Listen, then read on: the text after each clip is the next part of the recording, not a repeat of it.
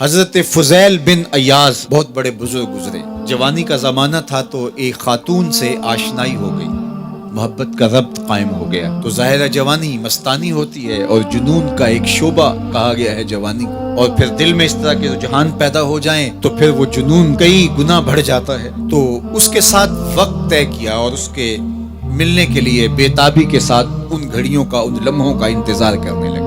خیر جب وہ وقت آیا تو اس کے گھر کی طرف چلے اور اس کے گھر کی دیوار پھلانگنے لگے تھے کہ ساتھ والے مکان سے کسی قاری قرآن کی تلاوت کی آواز کانوں میں پڑی. اور وہ پڑھ کیا رہا تھا، الم یان للذین آمنوا ان تخشع قلوبهم لذکر اللہ وما نزل من الحق. کیا اہل ایمان پہ وہ وقت نہیں آیا کہ ان کے دل اللہ کے ذکر اور اللہ کی یاد، اس کی محبت میں تڑپ اٹھیں اور وہ خوف خدا میں مبتلا ہو، اور جو نازل ہوا قرآن، اس قرآن کی محبت میں اس کے دل میں خشیت پیدا ہو. بس یہ کانوں میں پڑنے کی دیر تھی کہ دوبارہ گلی میں چھلانگ لگائی اور کہا میرے اوپر وہ وقت آ گیا ہے، اور جنگلوں کو روتے ہوئے نکلے. اور حضرت فضیل بن ایاز پھر ولیوں کے امام قرار پائے. اس آیت نے ان کی زندگی بدل دی. کسی کی 30 سال، کسی کی 40 برس، کسی کی 50 سال، کسی کی 60 سال زندگی یہاں موجود لوگوں میں سے کسی کی اس سے بھی زیادہ اور کسی کی کم. اس آیت کریمہ کو ذرا اپنے اوپر وارد کریں تو اللہ ہمیں نصیب کر دے کہ ہمارے دل تیرے خوف سے کانپ اٹھے اور تیری خشیت سے ہمارے دل لرز اٹھیں، اور قرآن کے ساتھ ہمارا ربط مضبوط اور مستحکم ہو جائے، اور ہم یہ اقرار کرتے ہوئے تیرے حضور حاضر ہو جائیں، مالک وہ وقت آ گیا ہے کہ ہمارے دل تیری یاد سے، تیری محبت سے، تیرے پیار سے مالا مال ہو گئے، اور اپنی باقی زندگی ہم تیرے پیار میں، تیری محبت میں اور تیری یاد میں بسر کریں گے. حدیث پاک میں آتا ہے کہ اگر کوئی شخص اللہ کے خوف سے رویا اور اللہ کے خوف سے رونے کی وجہ سے اس کی پلکوں کے بالوں میں سے ایک بال کی جڑ گیلی ہو گئی تو قیامت کے دن وہ بال کھڑا ہو جائے گا، اللہ یا تو مجھے نکال لے یا اسے جنت عطا فرما دے. تو اللہ جل شانہ اس بال کو تو آنکھ سے نہیں نوچے گا، بلکہ اس شخص کو اللہ جنت عطا فرما دے گا. اللہ اکبر. گناہگار کی آنکھ کا پانی اللہ کے غصے کی آگ کو ٹھنڈا کر دیتا ہے.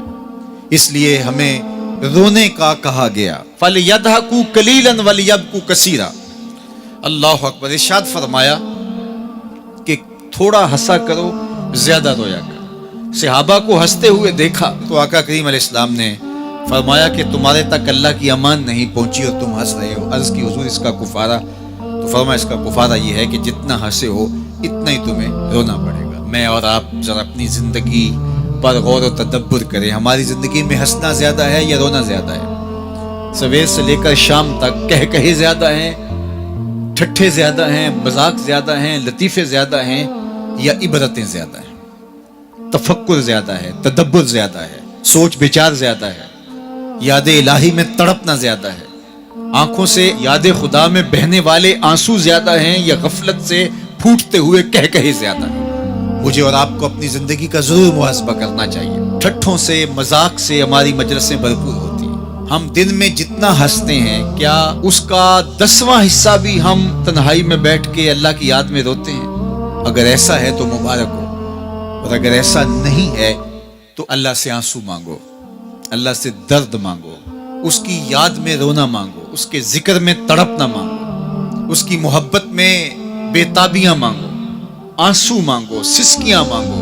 تڑپنے پھڑکنے کی توفیق دے، دل مرتضیٰ سوز صدیق دے. اس کے حضور عرض کرو کہ مالک ہمیں تڑپ دے، ہمیں سوز و گداز دے، ہمیں کیف و سرور کی دنیا نصیب فرما دے، ہماری آنکھوں کو آنسوؤں کا جمال عطا کر دے. اور اگر ہماری آنکھوں میں آنسو نہیں ہیں، ہمارے پاس کہے ہیں، کہتے ہیں جو ہنستا ہوا گناہ کرے گا وہ روتا ہوا جہنم میں جائے گا، اور جس نے یہاں دکھ سہے، تکلیفیں سہی، آلام سہے، اس کے بدلے میں اللہ تعالیٰ اس کو وہاں راحتیں عطا فرمائے گا. فرمایا کہ مومن کے پاؤں میں کانٹا بھی چبھے تو اللہ جل شانہ اس کا صلہ بھی اس کو قیامت کے دن عطا فرمائے گا. تو یہ جو تفکرات ہیں، یہ جو دکھ آتے ہیں، یہ جو تکلیفیں آتی ہیں، مصائب آتے ہیں، مشکلات آتی ہیں، اذیتیں ہمیں پہنچتی ہیں، تو اس پر صبر کرنا چاہیے اور اللہ کا شکر ادا کرنا چاہیے کہ ہم ان مصائب سے گزر رہے ہیں، ان مشکلوں سے گزر رہے ہیں. اور اگر کسی شخص کی زندگی میں دکھ ہے ہی نہیں، سکھ ہی سکھ ہیں، تو پھر وہ سمجھے کہ وہ فتنے میں مبتلا ہے. اس لیے زندگی کے اندر یہ آنے والی تکلیفیں، زندگی میں ملنے والے دکھ، اذیتیں، یہ اللہ تعالیٰ کی طرف سے ہمارے اوپر ایک انعام ہے، اور اللہ تعالیٰ جل شانہ اس کے بدلے میں ہمیں آخرت میں صلہ عطا فرمانے والا ہے. تو فرمایا رجل ذکر اللہ خالیا ففاضت عیناہ، وہ شخص جس نے تنہائی میں بیٹھ کے اللہ کا ذکر کیا، اللہ کو یاد کیا، اور پھر کیا ہوا؟ فرمایا اس کی آنکھوں سے آنسو ٹپکنے لگے. تو میرے اور آپ کے آقا و مولا نے فرمایا قیامت کے دن جب کوئی سایہ نہیں ہوگا، یاد الہی میں رونے والے کو اللہ اپنے عرش کا ٹھنڈا سایہ عطا فرما دے گا. تو یہ رونا بہت بڑی دولت ہے، یہ بہت بڑی سعادت ہے.